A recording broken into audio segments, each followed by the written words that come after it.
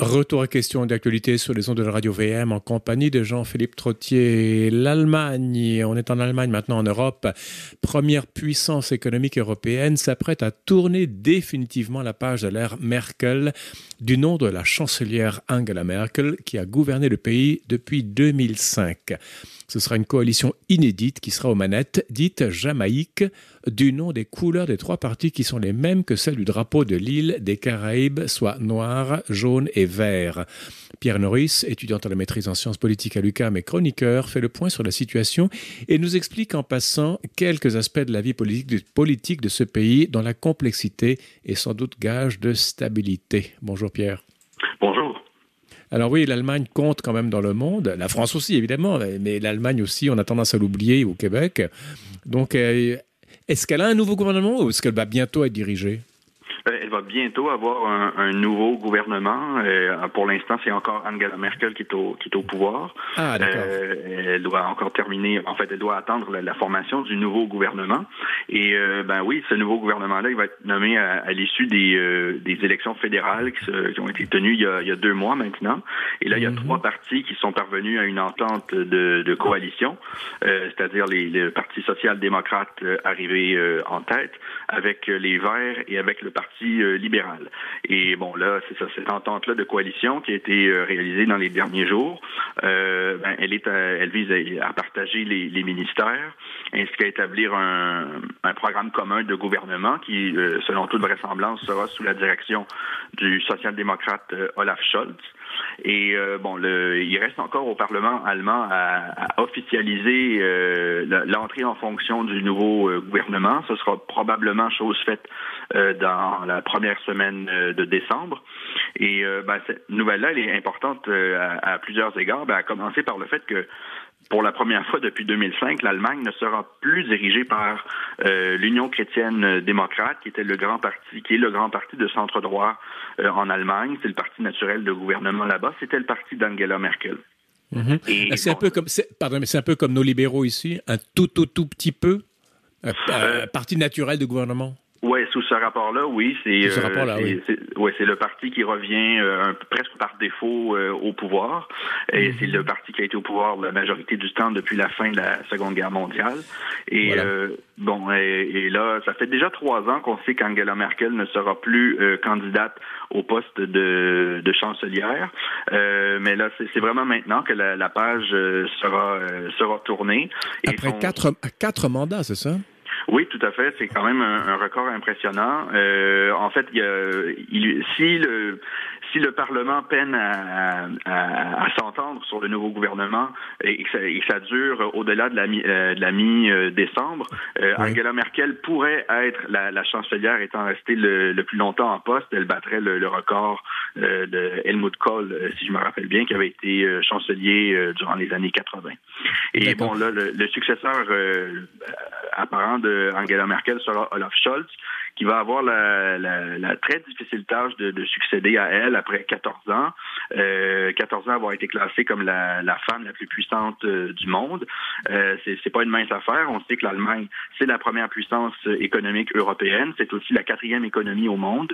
Et donc, pour ça, je pense qu'il est nécessaire de peut-être voir qui est un peu Olaf Scholz et quelle sera sa marge de manœuvre dans la suite des choses. Mais Pierre Norris, revenons un petit peu sur les élections. Ça a eu lieu il y a 2 mois.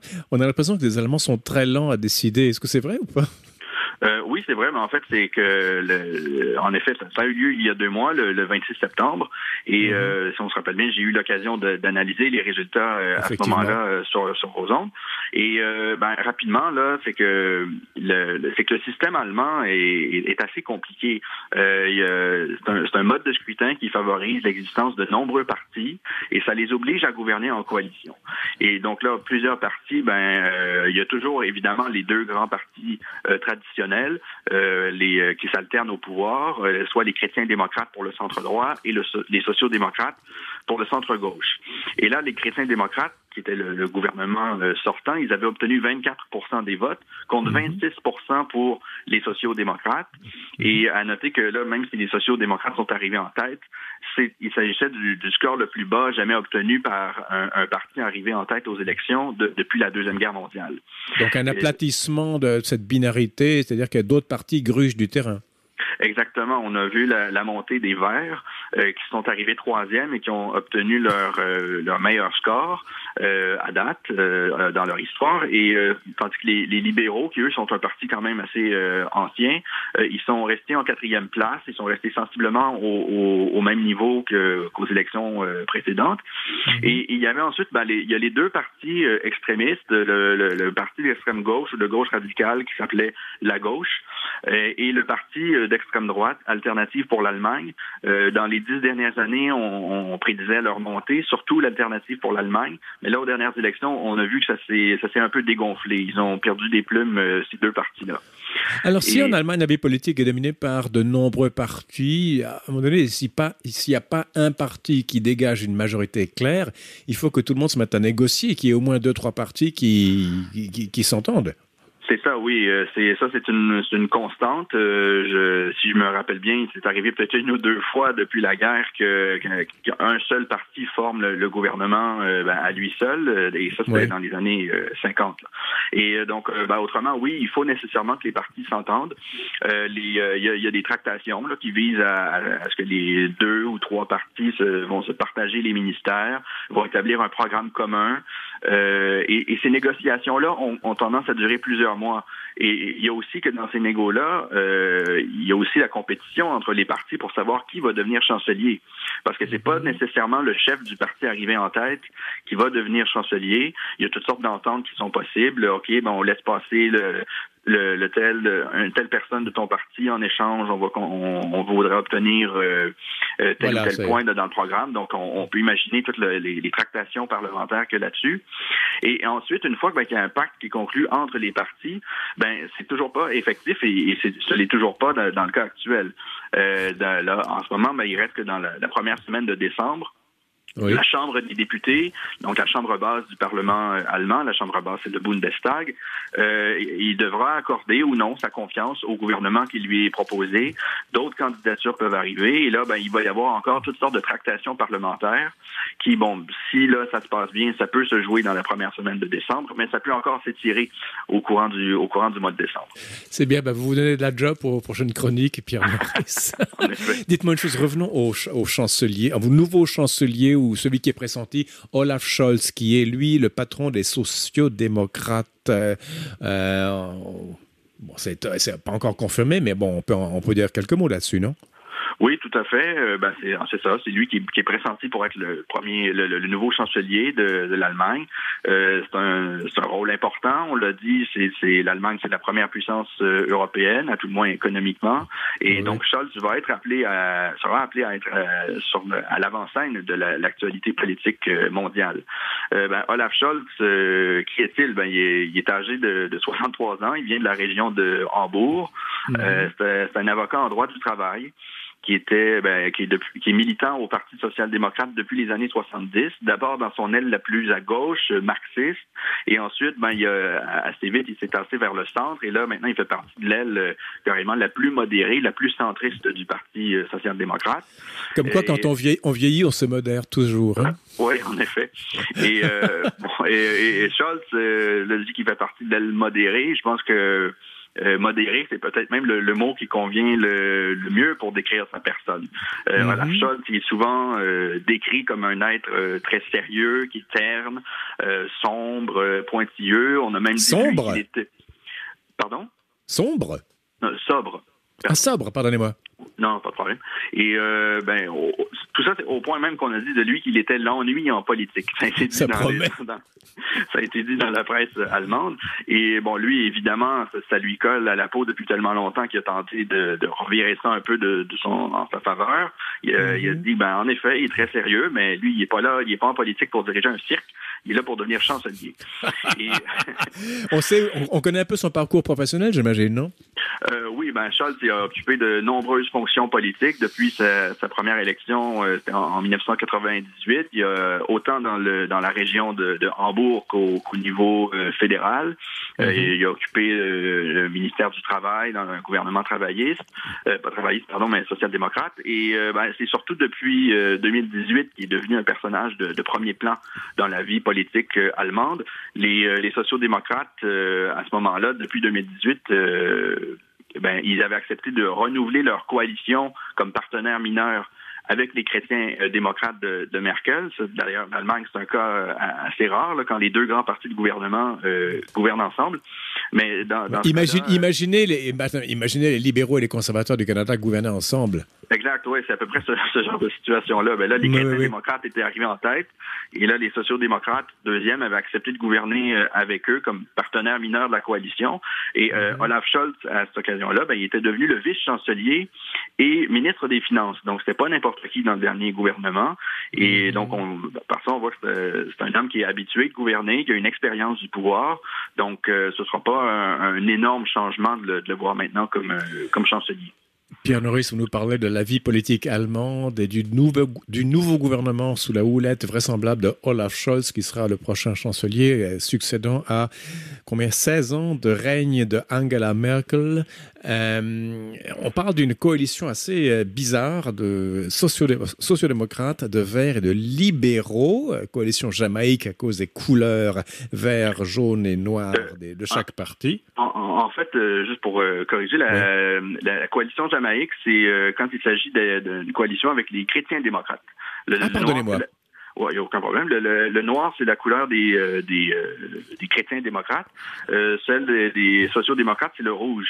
Donc, les Allemands aiment donner des noms de coalition en fonction des couleurs des partis. Donc là, on a le rouge pour les sociaux-démocrates, le jaune pour les libéraux et le vert pour les verts. Donc en ce moment, là, ils parlent plutôt d'une coalition de feu de circulation. On va essayer de trouver un drapeau qui soit jaune, vert et rouge aussi. Peu importe. Bon, c'est quand même assez inédit. Il doit y avoir des tiraillements. Va-t-on savoir s'il va y avoir une ligne directrice assez claire qui va émerger de tout ça? Est-ce qu'il y a des personnages qui vont diriger, qui vont peser davantage? Est-ce qu'on connaît ou est-ce que ça va être un peu à U et à dia? Ouais, là, a priori, comme les sociaux-démocrates sont le parti principal de la coalition et que le chancelier sera vraisemblablement un social-démocrate, on peut penser que là, ça va se passer vraiment à gauche, et d'autant plus que maintenant que le chancelier allemand sera vraisemblablement issu du Parti social-démocrate, il y aura maintenant seulement 7 des 27 États membres de l'Union européenne qui vont être dirigés par un gouvernement de gauche ou de centre-gauche. Ça fait 25%. Pardon? Ça fait un quart, quoi, pas plus. Ouais, c'est ça. Et par contre, on peut se demander à quel point Olaf Scholz va avoir un vrai contrôle sur son gouvernement en termes d'orientation politique. Parce que, on l'a dit, depuis une bonne dizaine d'années maintenant, j'ai dit depuis 2018, mais en fait, ça avait commencé avant. Les deux partis traditionnels en Allemagne, l'Union chrétienne-démocrate et le Parti social-démocrate, sont en déclin face à la montée d'autres formations. Ils gouvernaient ensemble. Et justement, ça a atteint la crédibilité des sociaux-démocrates aux yeux de la gauche parce qu'ils ont gouverné avec la droite depuis un bon moment. Et ça, c'est pas rien. Et il faut aussi le rappeler, je l'ai dit plus tôt, ils sont arrivés en tête aux dernières élections, les sociaux-démocrates, mais avec une avance très courte, la plus faible pour un parti victorieux depuis la guerre. Donc, ils sont pas en position pour en mener très, très large. Alors, Pierre Norris, dans ce nouveau gouvernement allemand, sait-on qui va diriger quoi? Oui, en tout cas, c'est ça l'entente qui sera proposée au Parlement. Et cette entente-là, cet accord-là sur la distribution des ministères, elle montre, je pense, la faible marge de manœuvre des sociaux-démocrates.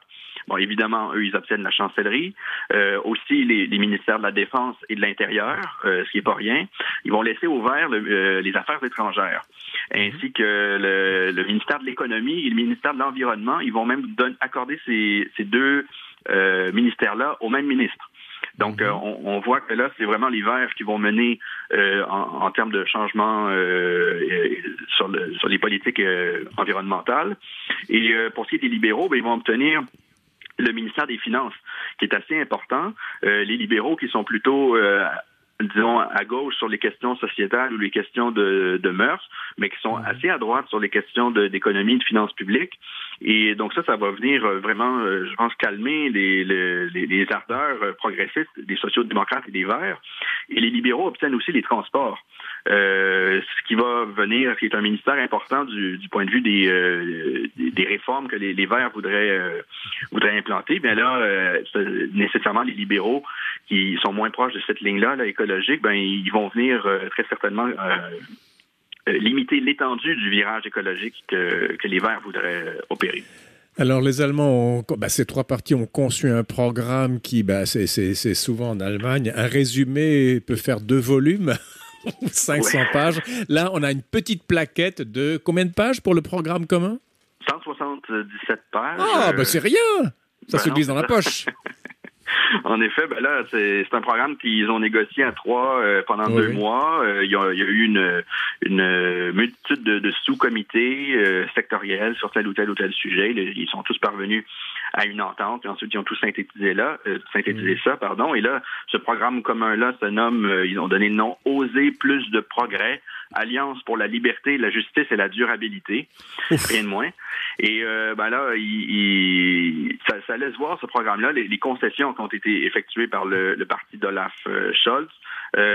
Parmi évidemment, sur 177 pages, il y a énormément d'engagements, mais parmi les engagements forts du programme, les sociaux-démocrates ont réussi à obtenir quelque chose qui leur était cher, une hausse importante du salaire minimum. Pour ce qui est du reste, c'est vraiment les Verts et les libéraux qui vont l'emporter. Les Verts, ils obtiennent la sortie du charbon d'ici 2030. C'était prévu pour 2000. En effet, c'était prévu pour 2038, ce sera pour 2030. Et les libéraux, ils obtiennent le retour à l'équilibre budgétaire d'ici 2023.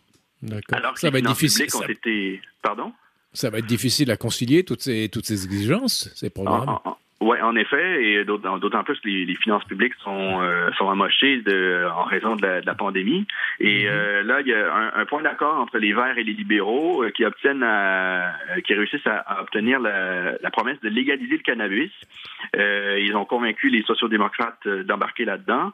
Et là, il y a plusieurs autres enjeux qui sont abordés par le gouvernement. On parle de baisser l'âge légal pour l'obtention du droit de vote à 16 ans contre 18 en ce moment, et aussi de faciliter les conditions d'obtention de la citoyenneté allemande, donc faciliter l'immigration. Il nous reste 3 petites minutes, Pierre Norris. Oui, bien avec ça, ce qu'on peut comprendre, c'est que les Allemands vont se diriger donc vers un gouvernement qui sera peut-être plutôt conservateur sur les questions budgétaires et de dépenses publiques. Ils vont faire preuve d'un conservatisme fiscal, mais qui vont être assez progressistes sur les questions de société, les questions de mœurs.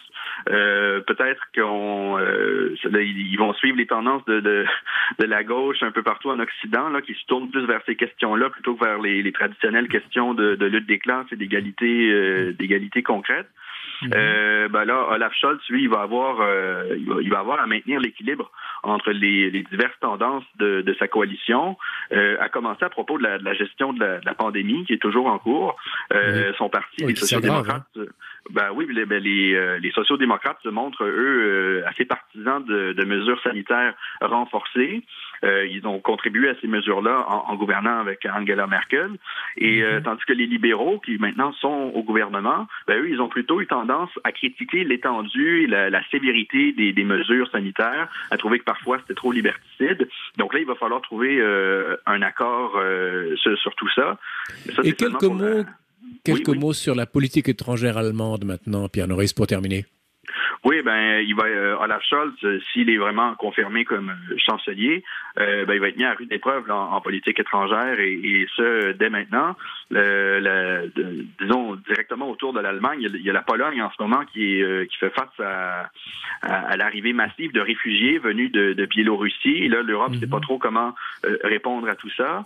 Et en ce moment, il y a aussi un regain important de tensions à la frontière entre l'Ukraine et la Russie. L'Ukraine accuse la Russie de masser presque 100 000 hommes à sa porte. Oui. Donc, et c'est l'Europe de l'Est, l'Allemagne, depuis sa réunification au début des années 90, l'Allemagne, elle a tendance à considérer l'Europe de l'Est un peu comme sa cour arrière. Mais au-delà de la cour arrière, au-delà de la cour arrière, et on va terminer là-dessus, Pierre Norris, il y a la Russie qui alimente l'Allemagne en gaz. Donc, il faut que l'Allemagne fasse attention un petit peu à ce qu'elle fait sur son front Est. Ben oui, exactement. Donc, l'Allemagne est toujours prise là-dessus. Elle a l'Europe de l'Est de son côté, puis l'Allemagne essaie d'être assez fidèle à son alliance avec les États-Unis dans le cadre de l'OTAN. En même temps, elle n'a pas le choix vraiment de se ménager les bonnes grâces de la Russie. Vous l'avez dit, c'est la Russie qui l'alimente en gaz naturel. Donc, ça risque d'être assez mouvementé pour la suite et la passation des pouvoirs ne restera pas facile. Merci beaucoup, Pierre Norris. C'est la fin de l'émission. Demain, portrait de Saint-Colomban de Luxeuil. À la régie, Daniel Fortin. Ici, Jean-Philippe Trottier. Je vous dis merci de votre fidélité. Je vous donne rendez-vous demain. Et entre-temps, je vous invite à rester à l'antenne de Radio VM.